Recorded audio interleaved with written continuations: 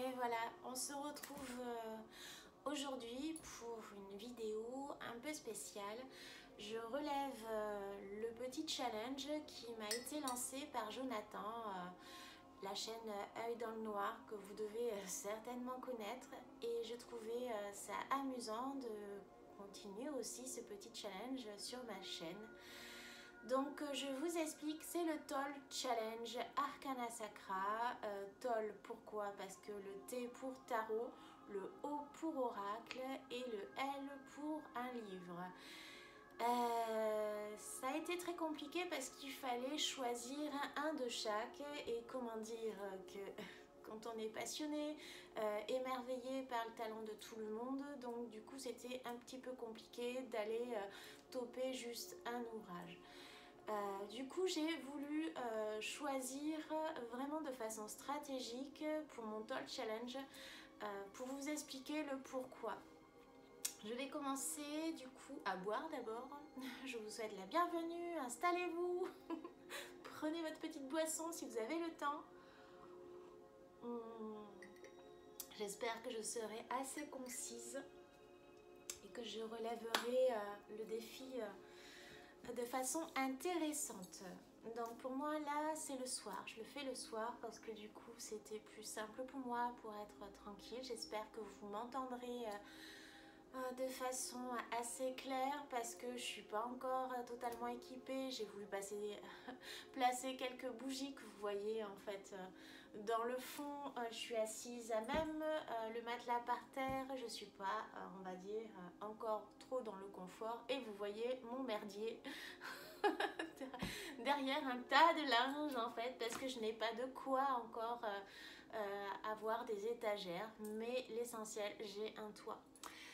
Alors c'est parti, pour mon Toll Challenge, je commence par le tarot que j'ai choisi et je vais vous faire découvrir peut-être pour certains ce tarot, c'est le tarot d'Irtis. Hop, j'espère qu'on va bien le voir, voilà. Hop, je vous montre un petit peu comment il est, après je vous explique pourquoi. Je pense que je vais lire en fait derrière pour vous donner un petit peu une idée. Le tarot d'Irtis, inspiré des deux grands modèles que sont le tarot de Marseille et le Rider-Waite-Smith. Le tarot d'Irtis vous permet d'entrer dans un univers fascinant qui dévoile le sens profond et la symbolique de chaque lame du tarot. Un voyage riche et puissant vous attend au cœur d'un monde choisi. Aussi chatoyant, souvent nocturne où se superposent aux peintures les traits de David Bowie et se croisent la culture underground, le glamour et les références alchimiques. Soyez prêts pour un voyage hors du commun. Donc dans ce coffret, comme d'habitude, vous avez les 78 cartes, le livre à l'intérieur en couleur qui fait au moins 160 pages et vous avez cette jolie boîte cloche. Donc je vous montre, je vais poser quand même ma boîte pour que ça soit plus simple pour moi. Hop, je vous montre l'intérieur et après je vais expliquer pourquoi je l'ai choisi. Donc j'espère que vous le voyez bien, j'adore. Hop, vous découvrez après la petite boîte pour le tarot, le livre, son dos. Ah, réfléchis Stéphanie, comment tu vas faire? Je suis empotée. Ah bien sûr, je montre des pages blanches, voilà. Il est très classe. Je suis désolée si ça brille en fait. Très classe. Et puis on peut se délecter des images tellement belles en couleur comme ça. J'aime ce fond noir, j'aime le fait en fait que ça soit des peintures, que ça soit un travail vraiment artistique en fait. J'aime les détails. Et forcément là je suis servie en fait avec un travail aussi exceptionnel en fait que celui d'Irtis. Pour vous expliquer le Toll Challenge, je me suis dit je vais vous donner 3 mots-clés à chaque fois, expliquer de façon on va dire succincte le contenu, ce qui m'a plu et puis essayer de vous parler de l'artiste aussi. Je trouvais que c'est un tarot qui lui ressemble parfaitement. Pour son premier tarot, choisir Bowie, c'était assez judicieux. Pourquoi? Parce que je vais vous prendre. Allez, quelle est l'image qu'on pourrait lui montrer? Ok, nous avons le roi de bâton. Bah ouais, je vous lirai le truc pour la présenter. Donc toujours pareil, nous avons une grande image où on peut se délecter de la peinture et nous avons la signification. Donc Irtis, elle se prénomme aussi Irtis Gladys Hulot. Donc c'est une artiste vraiment talentueuse parce que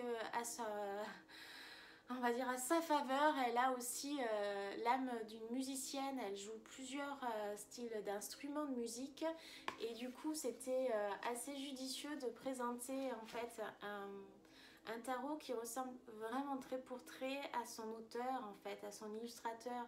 Et celui-ci, quand je le vois, ben, même si je la connais pas, il me tarde un jour de la rencontrer, j'ai l'impression de la saisir avec son tarot. J'ai l'impression d'entendre les musiques, j'ai l'impression d'entendre en fait toutes les tonalités, avec tous ces mélanges un petit peu de graphisme, de lignes, comment on appelle ça, de méandres en fait. Vous voyez, en fait, il y a une richesse en fait dans son travail qui fait que j'ai l'impression en fait que ça m'emporte en fait. Ça vous interpelle, ça vous appelle et ça vous fait vibrer en fait. Donc c'est un travail qui est vraiment exceptionnel. Exceptionnel aussi, excusez-moi, j'ai eu du mal à ouvrir. Exceptionnel aussi dans son travail auprès d'Arcana Sacra. Donc Ninon toujours aussi forte pour mettre en valeur le travail des artistes. Donc pour essayer de leur faire honneur. J'avais envie, regardez-moi ce travail de texture. Hop, le dos des cartes. Regardez l'intérieur. C'est un bijou. Je suis vraiment amoureuse de ce tarot. Et vous voyez le dos. Ils sont trop beaux. Et vous voyez de face. Regardez, on dirait de l'or. C'est pour ça que je trouvais qu'il était... je vais vous montrer les cartes au fur et à mesure. Ah, ça commence à être le bordel, Stéphanie, par terre. Ah, je vais vous montrer des cartes au fur et à mesure. Hop. Donc, je le trouve artistique. Hop, ça se barre. Je le trouve artistique. Je le trouve, mon deuxième mot, ça serait envoûtant. Et je le trouve aussi très vibrant. Oh. Ah, il est à l'envers. Je suis désolée pour la petite lumière qui reflète un petit peu. Je sais pas si vous entendez. Vous voyez en fait la qualité des cartes. Vraiment très agréable. Elles sont... C'est un bijou. C'est un bijou et vous tenez des petites œuvres d'art en fait. Pour méditer sur un travail de tarot dans un but de développement personnel, vous prenez une carte et en plus vous délectez en fait de ce travail artistique. C'est un petit tableau que vous mettez à l'honneur sur une journée, une semaine ou un mois suivant comment vous travaillez votre tarot. Donc c'est vraiment un style où on peut le monde, où on peut découvrir vraiment l'émotion, la passion à travers chacune des illustrations et ça vous emmène dans ce domaine ésotérique, dans ce domaine en fait aux multiples facettes et messages qu'il tend à vous donner, à vous envoyer. Ouvrez l'œil. J'avais envie de vous dire ça en prenant cette carte-là. Ouvrez l'œil, saisissez en fait un petit peu la teneur de ce travail. C'est un travail art déco, c'est un travail aussi où je trouve qu'on a un peu l'esprit baroque avec ses couleurs saisissantes, vives, chaudes. Il y a vraiment aussi un travail de clair-obscur, de dorure. Donc c'est un appel en fait à l'histoire en fait. il est tellement beau. Enfin bon, je commence déjà à manquer de mots, mais j'aime son travail d'ombre et de lumière. J'aime l'émotion qu'il suscite. Quelle que soit l'émotion que vous pouvez ressentir à travers ce tarot, il vous appelle, il vous interpelle. Et donc, pourquoi cette image de David Bowie? Ben, comme vous savez maintenant qu'elle est aussi musicienne, vous comprenez que Bowie puisse être sa muse. Et c'est pour ça que je trouve que c'est beau, parce que ce tarot-là, il a saisi l'âme de son auteur, en fait. Donc, il émane vraiment Irtis. Donc, à travers tout ce travail-là, on peut avoir bien, son univers, on peut découvrir aussi bien, son petit hommage, on peut découvrir sa musique à travers ce tarot. Enfin, voilà. J'espère que je vous retransmets ce que j'ai pu ressentir à travers cet échange. Voilà, le mot de la fin pour ce tarot, ça sera cet échange. Il est vraiment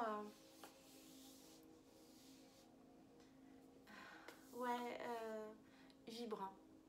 Vibrant, il me touche. C'est pour ça que je le touche beaucoup, parce qu'il me touche. Donc c'est un tarot pour moi émotionnel. Voilà pour le tarot d'Irtis. Irtis, si un jour tu passes par cette chaîne, je t'aime. Mon oracle que j'avais envie de vous présenter, je me suis dit je le fais pas. Et pourtant c'était important. Donc en restant sur l'émotionnel du tarot, l'oracle que j'avais envie de vous présenter, c'est mon tout premier, c'est l'oracle d'âme à âme. Alors forcément vous le connaissez pour une grande partie. C'est tellement clair que c'est de la lumière qui émane. On ne voit rien du tout. Donc voilà. Donc pourquoi je vous le présente? Parce qu'il est important. Parce qu'il est le début de ma lumière. Parce que c'est le début de mon histoire aussi avec vous. Parce que c'était important de faire quelque chose de plus grand. Et de faire ce que je sais faire déjà dans mon quotidien à petite échelle. J'avais envie de retransmettre ça à une plus grande échelle. Donc ça a été le début de mon aventure aussi avec Arcana Sacra. Ça m'a touchée parce que je me suis liée d'amitié en fait avec ce label. Je me suis liée d'amitié aussi avec Ninon. Et on a la même façon de voir, on va dire, le beau. L'émotionnel, l'ésotérisme. Donc en fait, quand c'est un langage d'âme et que c'est un langage de cœur, et bien ça ne peut que vous procurer du bonheur. Donc voilà, c'est pour ça qu'il est important pour moi. C'est pas que pour dire regardez c'est mon oracle, c'est parce qu'en fait grâce à lui je suis avec vous, on échange, on fait des choses, on grandit ensemble, et que j'ai l'impression que mon travail est porteur de sens.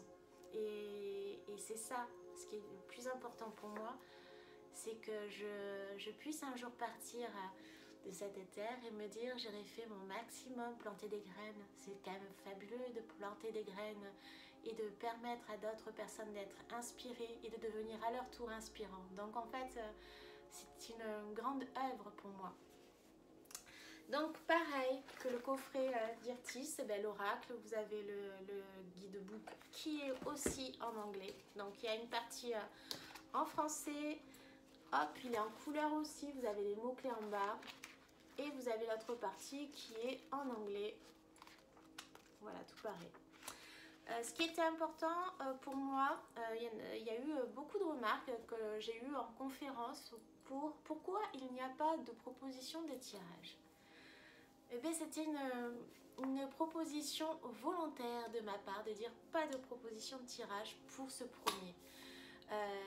Pourquoi? Parce que j'ai tellement souffert de me comparer à des personnes en me disant je ne suis pas légitime dans ma façon de pratiquer, parce que j'avais une façon de pratiquer depuis toute petite très intuitive, et je pensais que les autres à les écouter, à voir en fait sur le net, je ne me retrouvais pas. Je me suis dit, oh là là, si ça se trouve, je fais faux.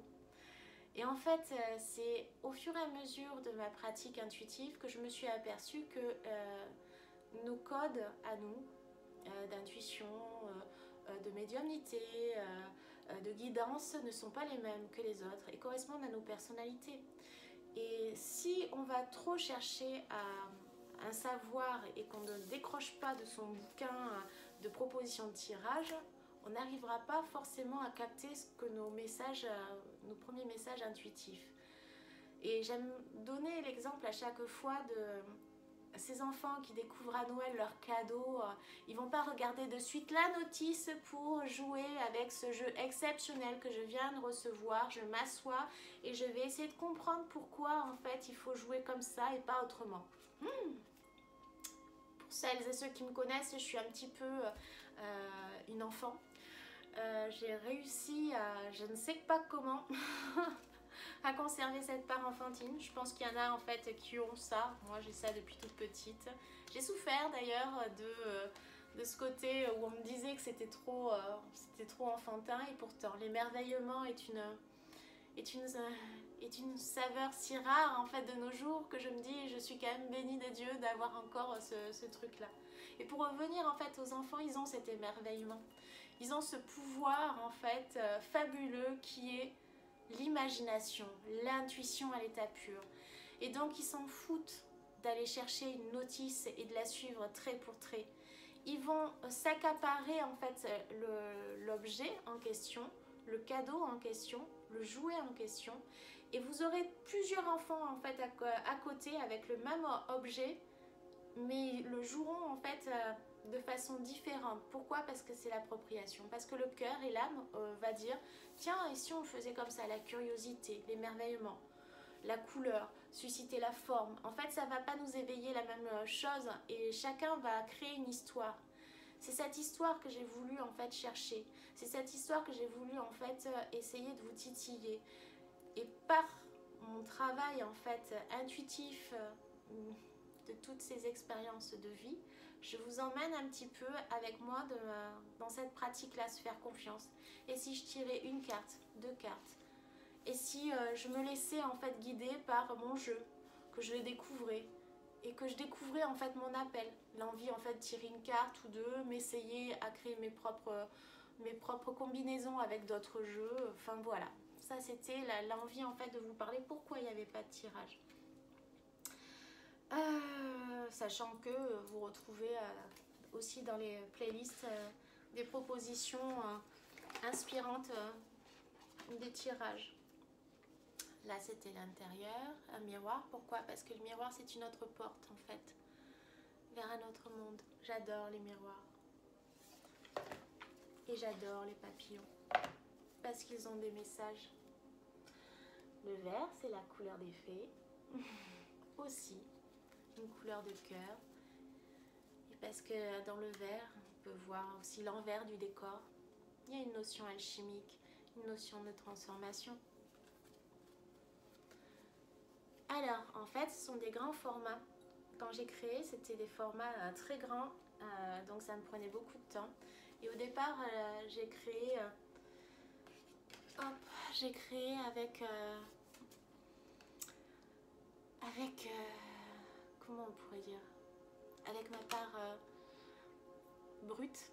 Donc au départ j'ai eu un premier jet et c'était tellement brut, tellement en fait délicat que je ne pouvais pas donner en fait un travail aussi personnel. Donc j'avais refait les cartes et ce qui a donné cet oracle là avec une part beaucoup plus de lumière. Et comme j'aime dire en fait et le rappeler, l'âme elle sait et elle reconnaît quand un travail est fait et a été traversé en fait par de l'émotionnel, par de la vérité, par l'authenticité. Ce qui m'amène à mes 3 mots.